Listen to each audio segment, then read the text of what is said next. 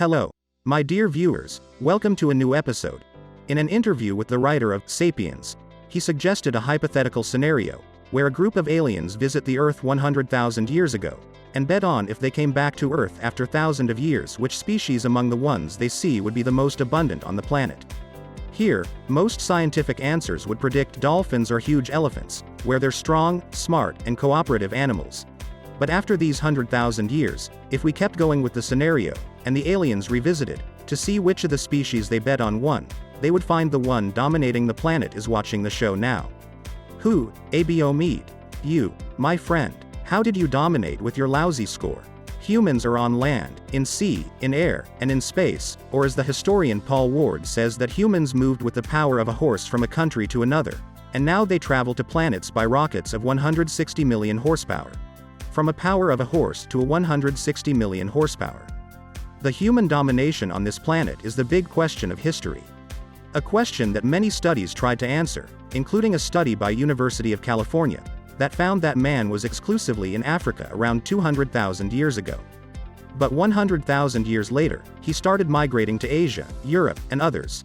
Here, researchers found that the genetic variety among humans is limited. That wasn't like the genetic variety between other species, like gorillas and chimpanzees. This was an evidence that we descend from a small group of people, that may not have exceeded 20,000. And that group lived in Africa. This made this group's migration the most important factor that saved humanity from extinction. The men who decided to migrate and discover the world. They were like travel bloggers, who made humanity come to existence. The question here, my friend, what made individuals migrate from their groups? Which, if you thought about it, was a major risk. To move from a place to another that I know nothing about, there was no satellites to tell me if there are mountains, monsters, forests, and seas. I don't know where the world is or where it ends. Here, it's hard to directly ask them why they traveled, but we can ask them in different ways. Researchers decided to study the genetic structure of the ones who decided to stay where their ancestors were, and the genetic structure of the ones whose ancestors go back to lands farther than where they live. Meaning, we look at people who stayed at the same place of their ancestors, and people who are here but their ancestors lived over there. And compare between both genetic structures. The surprise, my friend, and listen carefully, is that the people with migrant ancestors differ than the ones who stayed at their ancestors' land in one thing. They love to travel, abo mead. The only difference was the genes responsible for the secretion and reception of dopamine hormone, that was 69% higher than the ones whose ancestors didn't migrate. Abo mead, what's this dopamine thing? You know, my friend. If I told you everything now, you'll say thanks abo mead, I'll just look at the sources and buy. You go on by yourself. Shame on you, I know you do it. And I'm smart and won't give it to you. Throughout the episode, we'll know what's dopamine and its importance. Throughout it, maybe at the beginning, or in the middle, or at the end. Maybe in a sequel episode, I don't know. What you should know now, that our ancestors whose bodies secreted dopamine in larger amounts thousands of years ago, are either the ones who suggested migration, or the people who managed the most to endure the travel hardships after migration. And if this is evidence for something, then that dopamine saved millions, and started the human journey to dominate Earth instead of elephants and dolphins. Dopamine is a hormone or a neurotransmitter, discovered in 1957 by scientist Kathleen Montague, and since then, questions started flooding that didn't stop till this moment. This is because the cells responsible for producing dopamine in the brain only represent 0.0005% of the brain cells. This isn't a percentage, it's Al-Sharqiya's area code. 5 out of 10,000%. It's a very tiny percentage. But despite this tiny percentage, it has an effect on human behavior greater than you would expect. Researchers considered hormones like dopamine to not just affect behavior, but also intervene in fateful decisions. Like the migration issue, that saved humanity thousands of years ago. One way or another, we owe it to the dopamine. That's not because they're just chemicals, but because they're system tools by which humans see the world. Dopamine, in my opinion, as a retired biologist, is what represents economy in our bodies. Why? Because it creates the motive, it motivates. And what's our economy? Isn't it money? And we work for money, and do things to have money or do other things. That all still satisfies dopamine at the end. It's a cycle that circles back to dopamine. So all that isn't just a chemical activity, it's a system that built things, a system, a culture, and scientific, historical, and economic achievements, all built on that hormone. Let me explain how. The scientist John Pettigrew said that when the human brain deals with the world, it splits it in half, the parapersonal and extrapersonal. The parapersonal is the world between your hands already, where everything is in your reach. Like your Nescafe mug, your bed, your bathroom, or anything that you don't require effort or planning to obtain. The brain deals with these things through hormones like oxytocin. They're things that gives us satisfaction, happiness, and enjoying what we have. Satisfaction hormone. Transmitters that care about what we have with us, it's the hormone of. On the other hand, we have the extrapersonal, which is anything far from our reach, starting from the A+ you can't get up to the most complex inventions that started as ideas. An idea that belongs to a future that isn't here yet, and here, the brain deals with any idea that belongs to that future and needs effort and planning, with the dopamine hormone. It's the hormone that tells you that if you did that, you'll get a reward. If you walked this path, things will work out. If it didn't feel like working out, I'll work my magic. John said that dopamine, and here and now, H and N, hormones like oxytocin, are like two opposite systems inside an entity like gas and brake pedals in a car. Hormones, oxytocin, that make humans satisfied with what they have, and others, dopamine, that make them think of a future reward and move towards it. Although dopamine helped humans in staying and spreading on Earth, it isn't exclusive to humans. Studies confirm that the cycles of dopamine and reward are in most mammals and even in invertebrates. One might ask, then why are humans the only ones with civilization on the planet, if all these species also have dopamine? I'll tell you. One of the most important dopamine secretors is the ventral tegmental area, which is deep inside the brain and responsible for desire. What? Desire. One of its receptors is the nucleus accumbens. When the dopamine migrates like humans and goes from the ventral tegmental area to the nucleus accumbens, it makes a desire circuit, or the pure feeling of stimulation. As if the brain is a small kid saying that you need blah, blah, and blah. But the difference, as humans, is that dopamine keeps going till it reaches the frontal lobes, the part responsible for logical thinking, to create an additional cycle called the control circuit. In his book, The Molecule of More, Daniel Lieberman says that the first cycle, the desire circuit, is like a kid pointing at a toy and nagging that he wants it, and the other one, the control circuit, is the parent that plans, counts money, and talks to the seller to buy it. Humans made it happen with an interesting primitive stimulation system. This system is based on desire and reward, before even understanding these concepts. I like it when biology is ahead of intellectuality, when our bodies reach stages, and thousands of years later our mind discover them and structure the society based on them. I just feel happy and satisfied. With the system combining desire, reward, and control, humans created civilization. This made us as humans not just creatures with only desire, but ones who can take this desire, plan it, and plan obtaining it through a logical serial thinking, till we achieve it. One might ask, why are you being a philosopher, Abo Mead? My friend, please, use your logical part and think. Dopamine gave us enough stimulation to invent, but can dopamine give us enough intelligence to invent?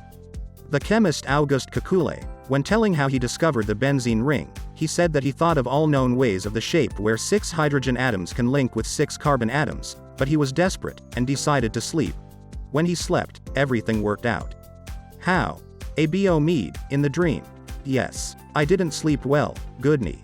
Wait, my friend. But in this chemist's dream, things started to get clearer. All the atoms moved insanely like snakes, until he saw a snake circling himself and eating his tail. When he woke up, he found out that the dream inspired him of the unique shape of the benzene molecule in the shape of a circle, or a snake eating his tail.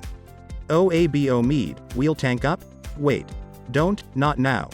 Anyway, Daniel Lieberman says that most of our real-life experience is related to the here and now hormone, for the world within our reach. But once we start creative thinking, we automatically think of something that doesn't exist, whether an invention, or a new way to do a task. Meaning that we think of the future, the thing out of our reach, which is represented by who in chemistry? Dopamine. This devious hormone that is activated when reality retreats. Once reality retreats, dopamine is in fleets, just like in dreams. And it starts to create new links between elements of reality, like August, who linked between the snake's shape and benzene ring. Or as Daniel said, which makes us see reality with new perspectives. If you thought about it, you'll find that a scientist or a creator is required to do this process consciously, to pay attention to things that may seem normal, and try to originate creative links between them. Just like how August linked the snake's moves with the benzene ring. This is what the scientist, John Nash, said, who's the backstory of A Beautiful Mind. I feel terrified, petrified, stupefied by you, when they asked him, how come a scientist garners a Nobel Prize in mathematics, while he's schizophrenic? John Nash then said, that his ingenuity and madness come from the same place. Dopamine is a hormone that doesn't just stimulate you to plan the future, but also make inventions of creative links that are hard to think of in reality. Imagine, a system this important can create civilization without our intervention. But what if we did intervene? You know, my friend, that man has to intervene. In the 60s, a group of doctors said, why wait for dopamine to be naturally secreted? Isn't it the hormone of the future? And we, as youth, want to garnish our future? Then why don't we produce dopamine in larger amounts? And pump it into the brain ourselves and be all happy and stimulated? And this resulted in a product called amphetamine, which creates a dopamine boost. It gives a push of dopamine. This product was sold to women at pharmacies, marketing that it's a drug that doesn't just help them do housework, but also makes them happy while doing it, and not just that, it also helps with weight loss. So women turn into perfect housewives, perfect cooks, and don't gain weight. According to Life magazine, more than 2 billion pills were consumed annually. And the result was it developing into an addiction, then psychosis, then a brain stroke, until the product was withdrawn from the market. The scientist Alan Leshner said that when a drug enters the dopamine circuit, it hijacks it. You know hijacking? It raids it, like La Casa de Papel, it raids the circuit that makes us humans and creates civilization. It hacks all the dopamine system for itself, and here the stimulation is more than what the brain's ability to create neurological paths for, and move on to a new task. All the brain's paths start to get confused, and suggest drugs as the perfect solution for any situation or need. That's why when sober people are asked about the stimuli that reminds them of drugs, they say, people, places, and things. The brain linked almost everything to drugs. That's why addiction recovery depend on controlled dopamine circuit, as in when the desire circuit asks for drugs, man starts to activate the control circuit, that interjects this desire with logical thinking, that keeps him away from all places and people that stimulate addiction, and has him join recovery meetings, that depend on what, my friend? The here and now hormones like what? Oxytocin, the satisfaction hormone. Recovery requires us to restart the dopamine system altogether, and have it function against itself. Half of the system asks for drugs all the time, and the other half blocks all the plans to get drugs. That's why scientists considered wrecking the dopamine system with addiction as the hardest disease, because any patient definitely wants to recover, and this desire is half the way, but the problem with the addict is that he wants a dose and doesn't care about recovery. But does man intervene in the dopamine system chemically with drugs only? What if the society itself forces you to be a dopamine addict without drugs? In an interview with the astronaut, Buzz Aldrin, one of the Apollo 11's pilots, about his feelings as he landed on the moon said, "Pilots don't have emotions, we have ice in our veins." He's trying to say that he's stone cold. But then the interviewer with his questions tried to extract emotions like pride and joy for an unprecedented achievement, but still Buzz was like a robot. Although all what we know about Aldrin was a legendary trip from Earth to Moon, in his book, he describes a scary trip filled with depression, addiction, divorce, and suicide attempt until he received help. Dopamine focuses on the future, on something bigger that will lead to a reward once achieved. This is the gas moving us. But imagine if at some point, you achieved something bigger than what can be achieved, like Messi winning the World Cup. Buzz reached the moon. That's the highest level. What's left to do? This made his life after that take a logical and natural curve from getting down from Earth to Moon to being down in excitement, thrill, and achievements. What else would you do? Where else would you go? Inevitably, his life curve had to dive down. Where will we get dopamine to satisfy his brain? That's why he unfortunately resorted to addiction, hoping in getting bigger stimulation even if it's chemical. What does it remind you of? Another Argentinian player. Daniel Lieberman says that dopamine can turn from a hormone to a culture, and the biggest symbol is the United States of America. ABO Mead? No, my friend, of America. It's called the Dopamine Nation, an entity that presents itself as a new world, that welcomes adventurers and makes their dreams come true. A world that just by thinking of it there's dopamine. In a study of George Mason University, it found that from 1901 till 2013 42% of the Nobel Prize winners are Americans, because the US attracts creators and scientists that dopamine has wrapped around its wrists. According to a statistic in 2005, 52% of startups in Silicon Valley are led by immigrants. The US is an excellent example of the dopamine turning into a culture that can attract all creators in its shrine. That's enough. Abo Mead, please. You're acting like Ahmed Amin. But my friend, in this kind of cultures, if the creator reaches the top, then it would be easy to fall to the ground. Because in such culture, to stop achieving means that the person lost his value. This is what Apollo's Buzz Aldrin felt, who discovered at the end, that the highlight trip of his life wasn't going to the moon but, and poetically, coming back. Wow. Abo Mead. It's a touching story and I felt the poetry. Wow. But what's the nutshell? Tell us. What else do you have to say? I'm neither a creator nor an addict. I don't want to reach the highest level like Messi or Aldrin going to the moon.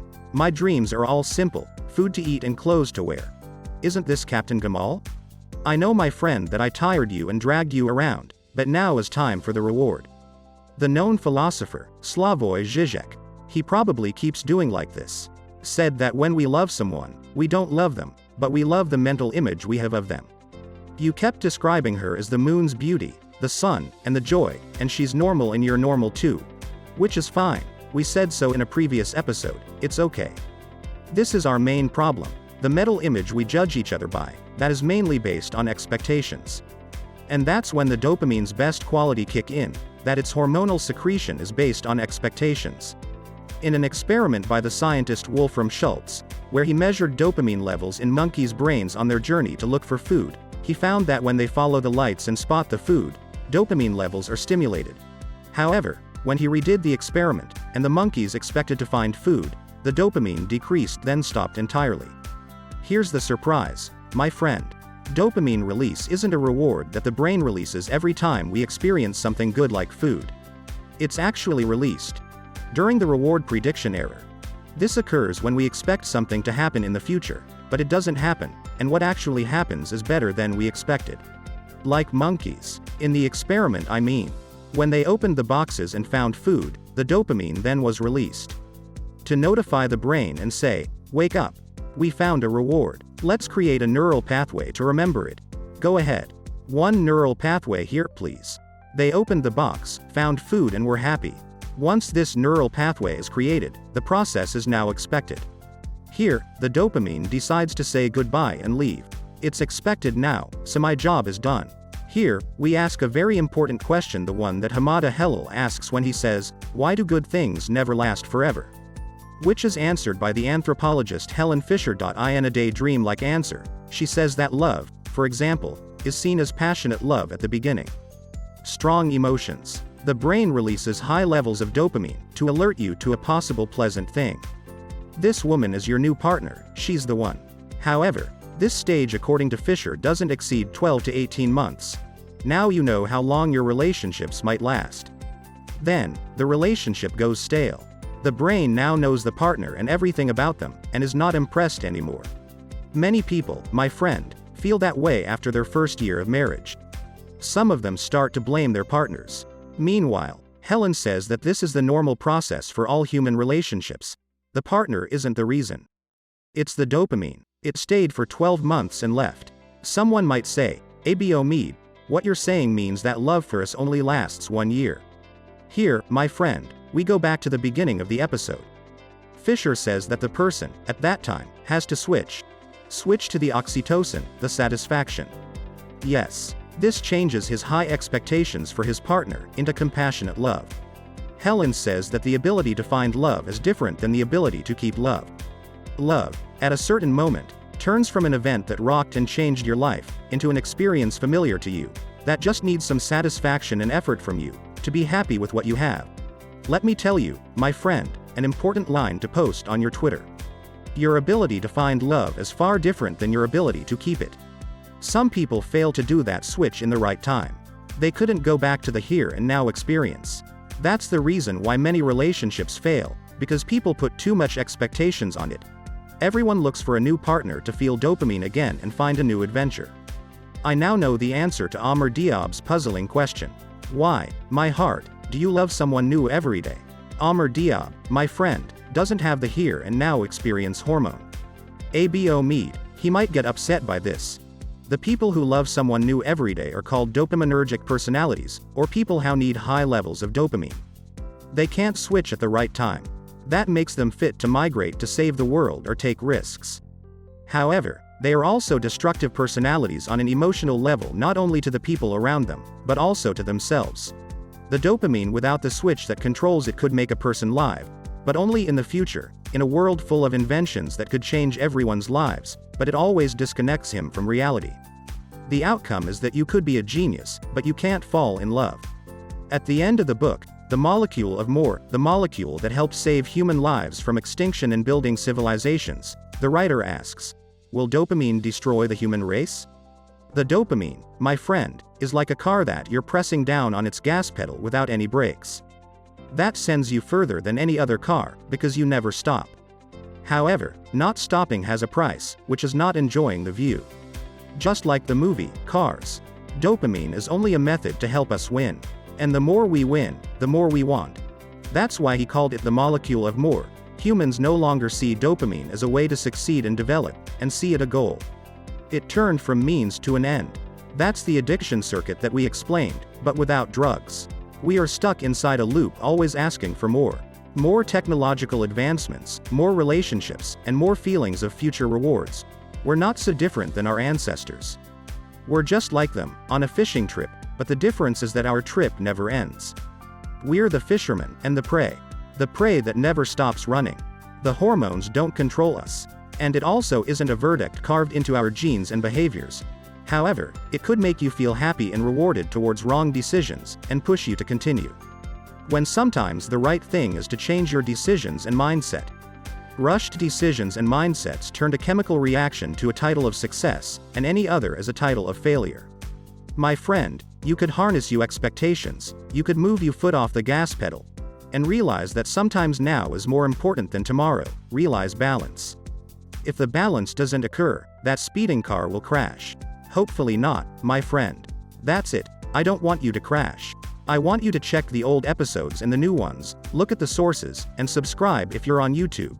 That's it, my friend, good luck. Hopefully you become successful, loved and in love, and happy with your life. Remember, my friend, that sometimes it's not the journey to the moon that makes us happy, it's coming back and sitting at home, in our room, on our bed, that's the real treasure. Or that's what we tell ourselves when we can't fly.